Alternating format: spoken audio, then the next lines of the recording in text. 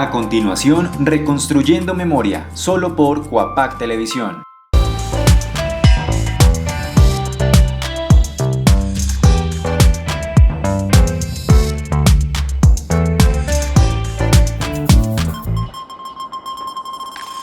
Bienvenidos a un capítulo más de Reconstruyendo Memoria. María Laura de Jesús Montoya nació en Jericó, Antioquia, el 26 de mayo de 1874 y falleció en Medellín el 21 de octubre de 1949. Más conocida como la Madre Laura, fue una educadora y misionera cristiana, fundadora de la Congregación de las Hermanas Misioneras de María Inmaculada y Santa Catalina de Siena. En 2004 fue declarada beata de la Iglesia Católica, habiéndose conocido un milagro obrado por intercesión suya. En diciembre de 2012 se dio a conocer el veredicto por parte del grupo de evaluación del proceso de su canonización, según el cual un segundo milagro fue obrado por intercesión suya, con lo que se completaron los requerimientos para su declaración como santa, lo que la convirtió en la primera santa de nacionalidad colombiana. El Papa Francisco inscribió su nombre en el libro de los santos mediante la fórmula canónica en una solemne celebración eucarística en la Plaza de San Pedro el 12 de mayo del año 2013. Es la primera y única santa nativa de Colombia. Debido a la precaria situación económica de su madre, Laura fue dejada en un hogar de huérfanos en Robledo, actualmente comuna de la ciudad de Medellín, el cual era dirigido por su tía María de Jesús Uregui, religiosa fundadora de la comunidad de Siervas del Santísimo y de la Caridad.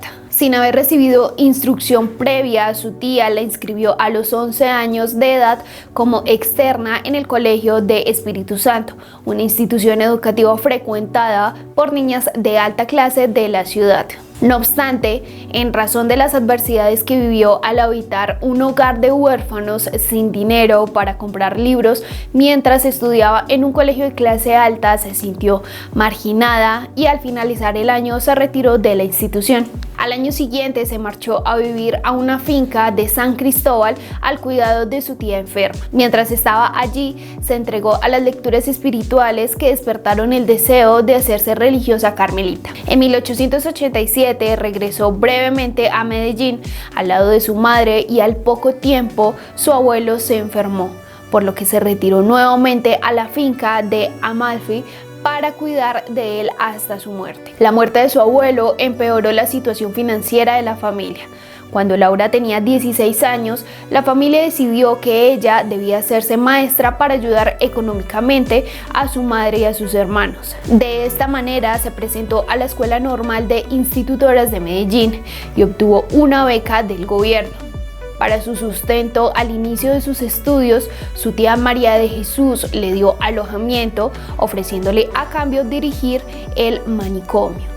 Al poco tiempo se presentó una vacante en el internado. En 1893 se graduó como maestra elemental de la escuela normal. Se dedicó a formar jóvenes dentro de la fe católica en diferentes escuelas públicas del departamento de Antioquia.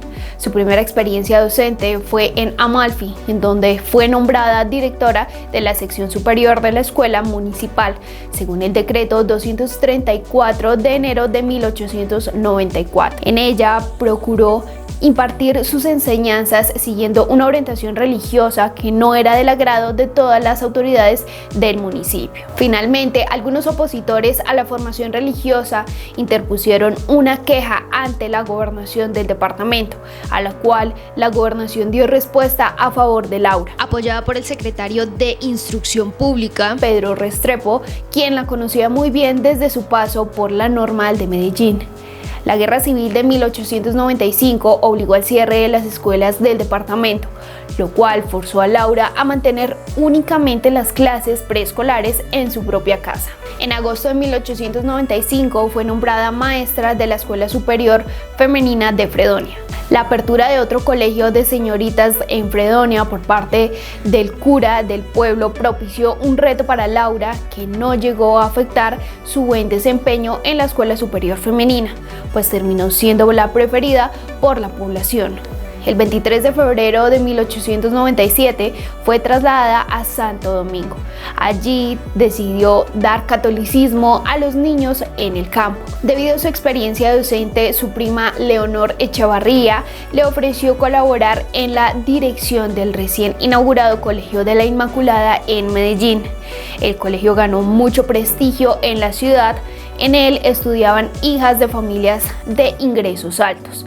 Al morir su prima Leonor el 10 de junio de 1901, el colegio quedó completamente en manos de Laura. En noviembre de 1905, el escritor Alfonso Castro comenzó a publicar una novela llamada Hija Espiritual en la revista Lectura Amena, cuya intriga desacreditó notablemente el Colegio de la Inmaculada y su directora Laura, a tal punto que llevaron al cierre definitivo. Tras el cierre del colegio, Laura fue nombrada maestra de la Escuela de la Ceja, en donde estuvo por un poco tiempo, y en 1907 la población le solicitó fundar un colegio en Marinilla. A la edad de 39 años, Laura decidió trasladarse a Dabeiba en compañía de 6 catequistas con la aprobación del obispo de Santa Fe de Antioquia, Monseñor Maximiliano Crespo Rivera, para trabajar con los indígenas en Veracatíos. Desde entonces dedicó el resto de su vida al apostolado en las misiones, y el 14 de mayo de 1914 fundó la Congregación de Misioneras de María Inmaculada y Santa Catalina de Siena, con un grupo de catequistas que la acompañaron a las misiones. A partir de entonces se dedicó a establecer con las hermanas misioneras centros cercanos a las comunidades indígenas. Estableció las constituciones de la congregación y en 1917 la presentó ante el obispo Maximiliano Crespo Rivera.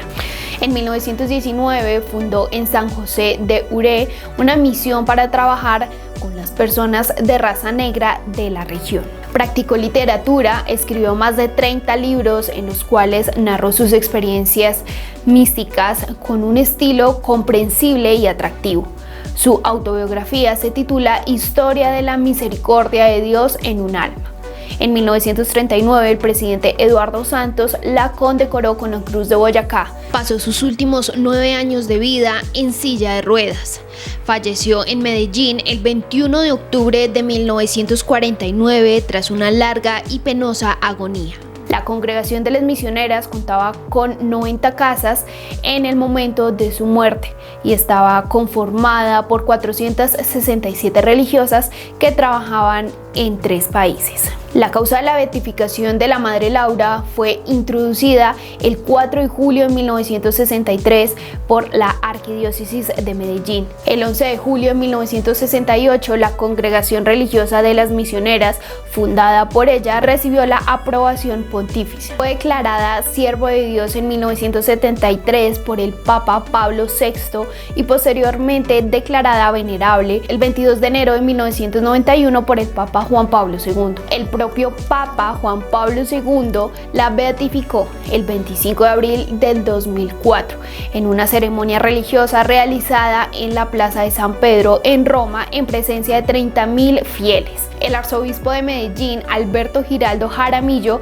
erigió por medio del decreto 73 de 2004 el santuario en donde reposan las reliquias de la Madre Laura. Posteriormente, el Congreso de Colombia aprobó la ley 959 del 27 de junio de 2005, por la cual se le rinde homenaje a la Beata Madre Laura y reconocimiento a su obra evangelizadora.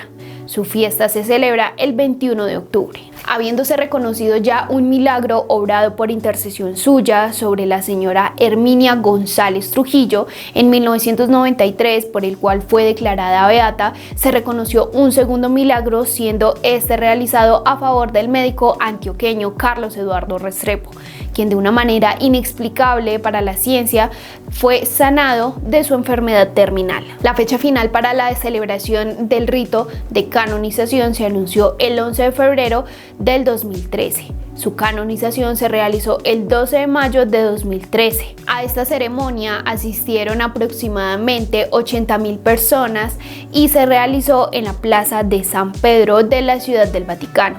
Asistió también una importante delegación de Colombia encabezada por el expresidente de Colombia, Juan Manuel Santos, como también el médico Carlos Eduardo Restrepo en compañía de su familia y los médicos que dieron testimonio de este milagro.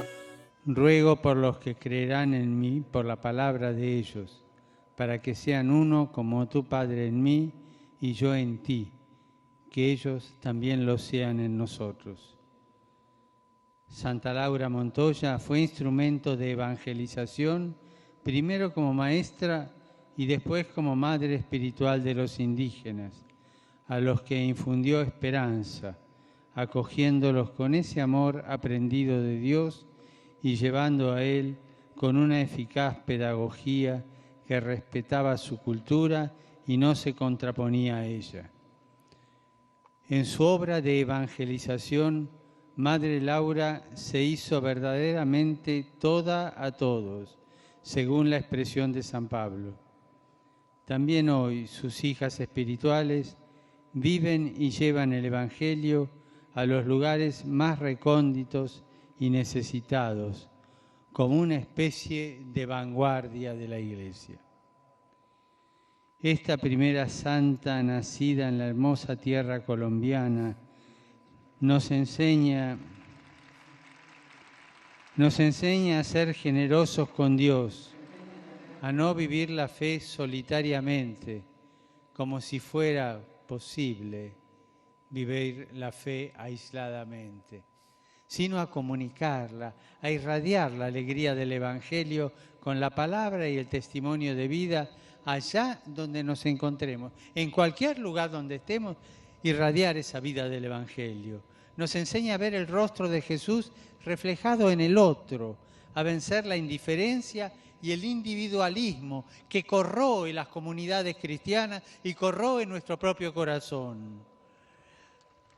Y nos enseña a acoger a todos sin prejuicios, sin discriminación, sin reticencia, con auténtico amor, dándoles lo mejor de nosotros mismos y sobre todo compartiendo con ellos lo más valioso que tenemos, que no son nuestras obras o nuestras organizaciones, no. Lo más valioso que tenemos es Cristo y su Evangelio. Por último, una tercera idea. En el Evangelio de hoy Jesús reza al Padre con estas palabras: les he dado a conocer y les daré a conocer tu nombre, para que el amor que me tenías esté en ellos y yo en ellos. La fidelidad hasta la muerte de los mártires, la proclamación del Evangelio a todos se enraizan, tienen su raíz en el amor de Dios que ha sido derramado en nuestros corazones por el Espíritu Santo. Y en testimonio de que hemos de dar de este amor en nuestra vida. Santa Guadalupe García Zavala lo sabía bien, renunciando a una vida cómoda. ¿Cuánto daño hace la vida cómoda? El bienestar, el aburguesamiento del corazón, nos paraliza. Y ella, renunciando a una vida cómoda para seguir la llamada de Jesús, enseñaba a amar la pobreza para poder amar más a los pobres y a los enfermos. Madre Lupita se arrodillaba en el suelo del hospital ante los enfermos, ante los abandonados, para servirles con ternura y compasión. Y esto se llama tocar la carne de Cristo. Los pobres, los abandonados, los enfermos, los marginados son la carne de Cristo. Y Madre Lupita tocaba la carne de Cristo y nos enseñaba esta conducta de no avergonzarnos, no tener miedo, no tener repugnancia a tocar la carne de Cristo. Madre Lupita había entendido qué significa esto de tocar la carne de Cristo. También hoy sus hijas espirituales buscan reflejar el amor de Dios en las obras de caridad, sin ahorrar sacrificios y afrontando con mansedumbre, con constancia apostólica, soportando y con valentía cualquier obstáculo. Esta nueva santa mexicana nos invita a amar como Jesús nos ha amado.